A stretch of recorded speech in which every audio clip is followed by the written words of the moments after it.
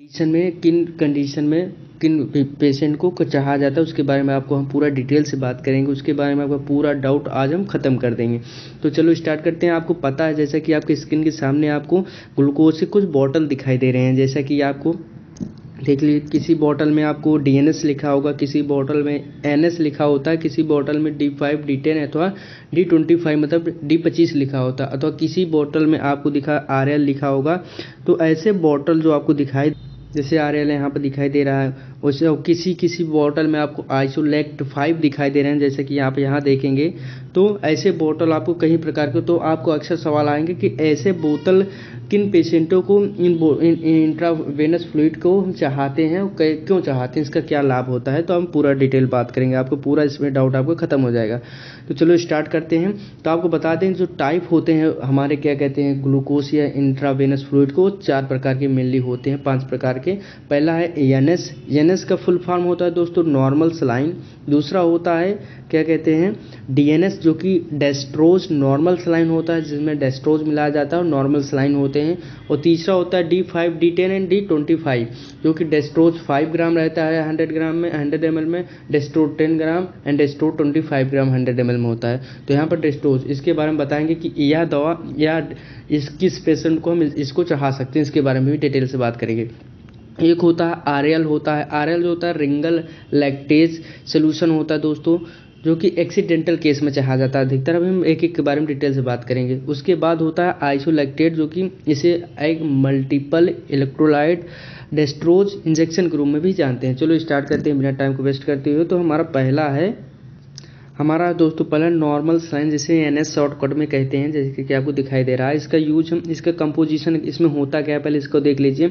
100 ग्राम की बॉटल होती है, जैसे कि अभी हमने आपको दिखाया फिगर में। 100 ग्राम की बॉटल होती है, जिसमें हम उसमें 0.9 ग्राम NaCl होता है, जिसे हम साधारण नमक कहते हैं, और उसमें से वाटर, बाकी सब उसमें वाटर होता है।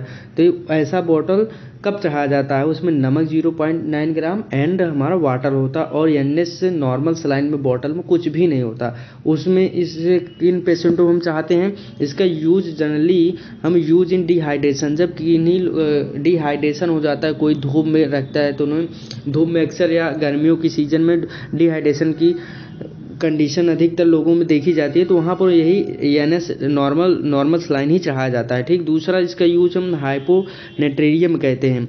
हाइपोनेट्रीमिया मतलब जब हमारे सोडियम की कमी हो जाती है हमारे बॉडी के अंदर, तो NaCl हम लेते हैं जनरली। उसके बाद यूज फॉर वाउंड अथवा वॉशिंग, किसी भी, क्योंकि इसमें NaCl साल्ट होता है, जिसका किसी भी वाउंड, किसी भी घाव हुआ हो अथवा उसको घाव को हम वॉशिंग करने के लिए इस प्रकार के फ्लूइड का यूज करते हैं।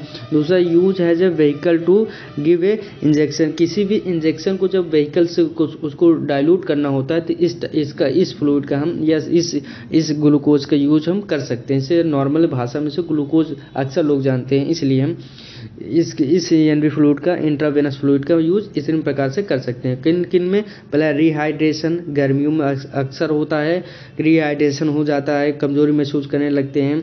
और दूसरा हाइपर सोडियम की कमी हो जाए। तीसरा वाउंड वॉश, किसी भी घाव को धोने के लिए अथवा किसी भी इंजेक्शन को डाइल्यूट करने के लिए, उसको घोलने के लिए किसी भी दवा को इसका यूज हम करते हैं। दूसरा आप देख लेते हैं हम नॉर्मल सलाइन के बाद हमारा क्या आता है, हमारा है वे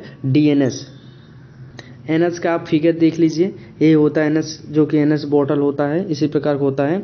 तो अक्सर आप देखे होंगे, अब अगर आप पढ़ ले रहे हैं तो अब आपको समझ में आ जाएगा। जहाँ देखेंगे आप तुरंत पहचान जाएंगे कि यह ग्लूकोज क्यों चाहा जाता है। तो हम देखेंगे DNS डेस्ट्रोज नॉर्मल सलाइन होता है, जिसका शॉर्टकट DNS कहते हैं दोस्तों। यह भी वही जो हमारा NS था उसी टाइप का है, बस इसमें डेस्ट्रोज अलग से मिलाया गया है, जो कि कार्बोहाइड्रेट के काम करता है, एनर्जी प्रोड्यूस करता है, एनर्जी प्रोवाइड करता है पेशेंट को।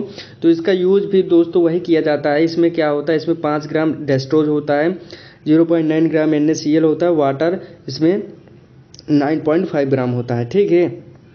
तो यह इसका कंपोजिशन हो गया दोस्तों, जो कि आपको ऐसे दिखाई दे रहा है। और अब हम देखेंगे यूज, इसका भी यूज डिहाइड्रेशन में किया जाता है, यूज इन हाइपोग्लाइसेमिया। यदि ग्लूकोज की कमी हो गई हमारे बॉडी के अंदर, कार्बोहाइड्रेट की कमी हो गई है, तो हम इसका यूज जनरली देते हैं मेंटेन फ्लूइड। गर्मियों में अक्सर जो होते हैं लोगों को क्या हो जाते हैं, मुंह में सूखापन आ जाता है, मतलब मुंह सुखाने लगता है। तो लोग क्या कहते हैं कि हमारे अंदर कमजोरी आ गई, हमारे अंदर पानी की कमी आ गई। तो डॉक्टर ज़्यादातर क्या लिखता है, डीएनएस लिखता है कि डीएनएस आप चढ़ा लीजिए, क्योंकि इसमें डेस्ट्रोज भी हो, आपको एनर्जी भी मिल जाएगी और नॉर्मल आपके अंदर वाटर की जो फुलफिल हो जाएगी, जितना आपकी वाटर के अंदर जो कमी हमारे बॉडी के अंदर वाटर आपको मिल भी जाएगा। ठीक दोस्तों, लेकिन इसमें एक नोट्स है कि यह डेस्ट्रोज होता है जिस लोगों को डायबिटीज़ होती है उन लोगों में यह डीएनएस नहीं चढ़ाया जाता। तो इसका एक नोट है, do not use in diabetes patient. Diabetes patient को आप डीएनएस नहीं चाह सकते, क्योंकि डीएनएस जो होता है कुछ सक्रोज होता है, मीठा होता है,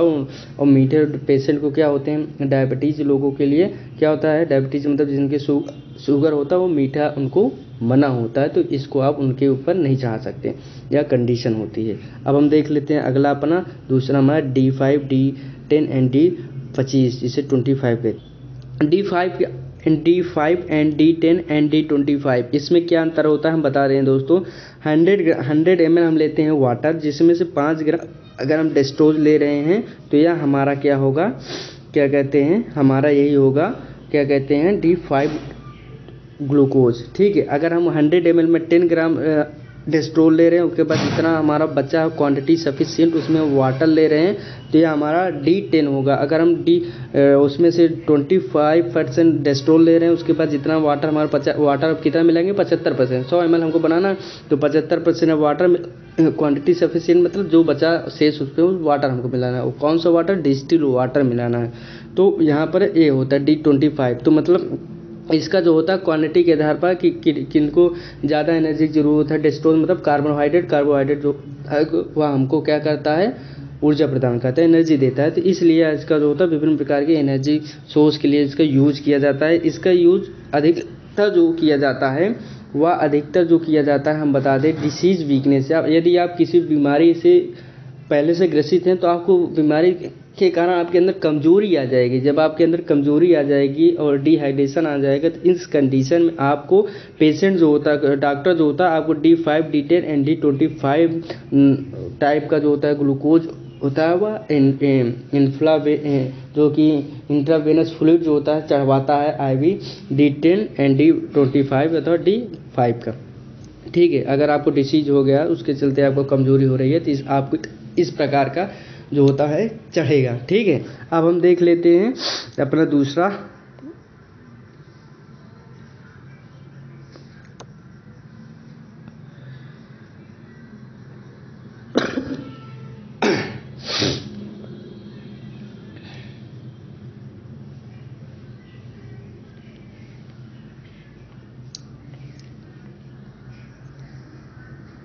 और साथ ही साथ इसका फ्लूइड रिप्लेसमेंट में कैलोरिक सप्लाई टू बॉडी में यूज इन हाइपरनेट्रेमिक पेशेंट में इसका यूज किया जाता है। ठीक है, हाइपरनेट्रेमिया मतलब जिसमें जो होता है सोडियम की मात्रा बढ़ गई हो, उस हम इस डेस्ट्रोज की मात्रा का यूज कर सकते हैं। ठीक दोस्तों, अब हम देख लेते हैं अपना अगला, इसका फिगर है आप देख लीजिए। अब आरियल टाइप का ग्लूकोज के बारे में बात करते हैं, जो कि इसमें क्या होता है दोस्तों, जिसे हम, इसका फुल फॉर्म होता है रिंगल लैक्टेट सोल्यूशन।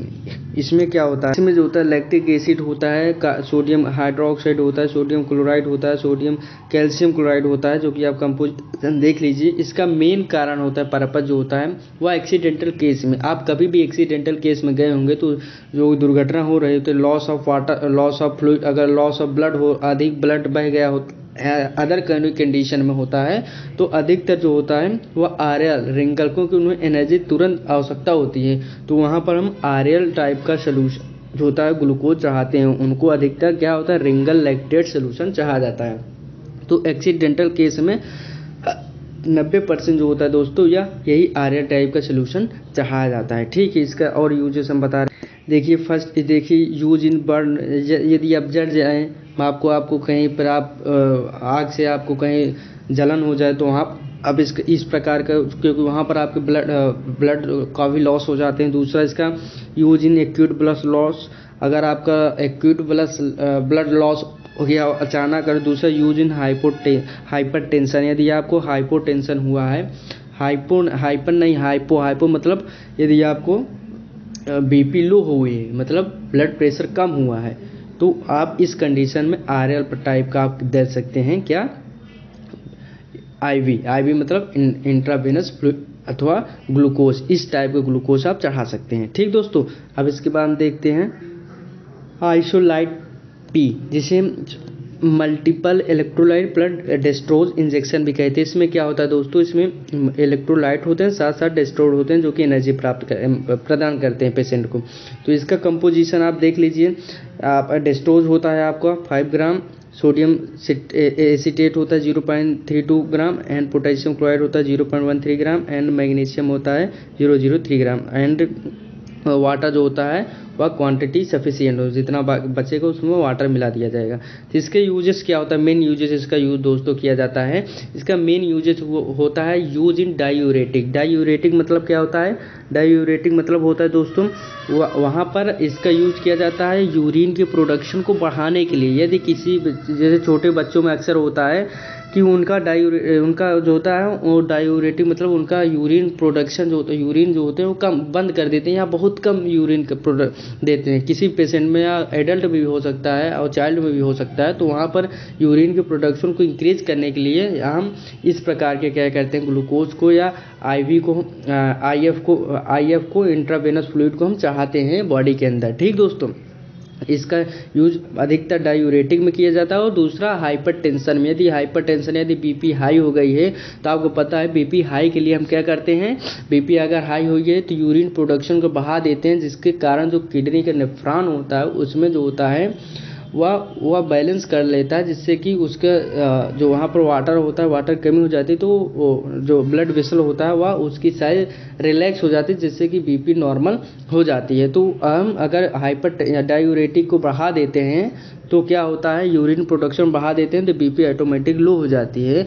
तो हाइपरटेंशन में दूसरा डायूरेटिक में, दो चीज़ में इसका यूज किया जाता है। किसका, आइसोलाइट मल्टीपल इलेक्ट्रोलाइट पर डेस्ट्रोज इंजेक्शन का, क्योंकि इस कंडीशन में लोगों का जब यूरिन प्रोडक्शन बंद हो जाता है, कभी कभी एडल्ट में होता है कि उनका यूरिन नहीं निकलता, तो वहाँ पर जाते हैं तो वहाँ अक्सर क्या होता है, आइसोलाइट P होता है, जिसकी इसी ग्लूकोज को चढ़ा देते हैं डॉक्टर, और विदिन 5 मिनट के अंदर उनसे यूरिन होने स्टार्ट हो जाते हैं। अच्छा, हाइपरटेंशन जिसे होता है तो उनको जो हॉस्पिटल में उनको एडमिट किया जाता है तो वहाँ पर आपको एक ग्लूकोज चढ़ा जाता है जो कि हमारा आइसोलाइट P है। ठीक दोस्तों, आपको पता होगा हाइपरटेंशन में आइसोलाइट P, हाइपरटेंशन में BP हाई में आइसोलाइट P यूज किया जाता है, जबकि हाइपोटेंशन मतलब BP लो में क्या यूज किया जाता है, RL रिंगल लैक्टेट सोल्यूशन यूज किया जाता है। ठीक दोस्तों, आशा करता हूँ आपको समझ में आया होगा, क्योंकि यह जो होता है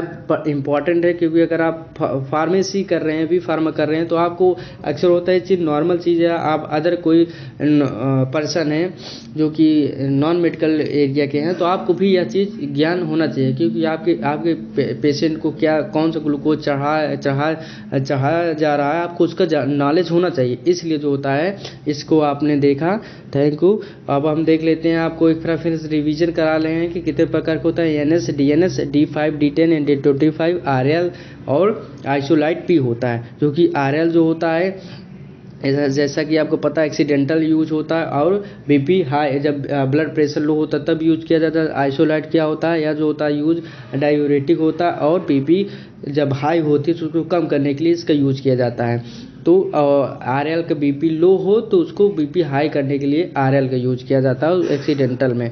और DNS जो कि आपको पता है नॉर्मल एनर्जी के गर्मी में जो होता है वो अधिकतर DNS ही चलता है, NS भी नॉर्मल ही चलता है। ठीक दोस्तों, तो इसके बारे में हम पूरा डिटेल से बात किए हैं।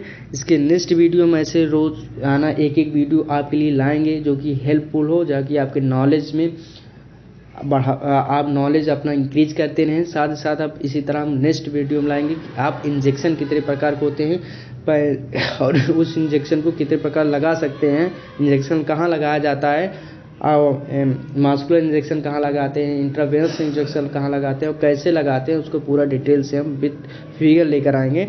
तब तक के लिए बाय बाय। और अगर आप नए हो इस चैनल पर दोस्तों सब्सक्राइब जरूर करिएगा, आपको इससे रिलेटेड पूरे वीडियो आपको प्रोवाइड किया जाएगा। साथ साथ B.Pharma first year and second year की पूरी वीडियो विथ 5 ईयर का क्वेश्चन पेपर सॉल्व कराया जाता है, इसमें पूरा डिटेल तो आप इस चैनल को अवश्य सब्सक्राइब कर लीजिए और अपने दोस्तों के साथ शेयर कर दीजिए, ठीक है। इस सभी का लिंक जो होता है, जो PDF भी पढ़ा है, इसका लिंक जो होता है हमारे डिस्क्रिप्शन बॉक्स में, वहाँ से आप जाकर डाउनलोड भी कर सकते हैं, ताकि आप इसको एक पेज के रूप में निखरवा कर अपने आप एक डॉक्यूमेंट के रूप में धर सकते हैं, जिससे कि आपके नॉलेज इंक्रीज हो सके।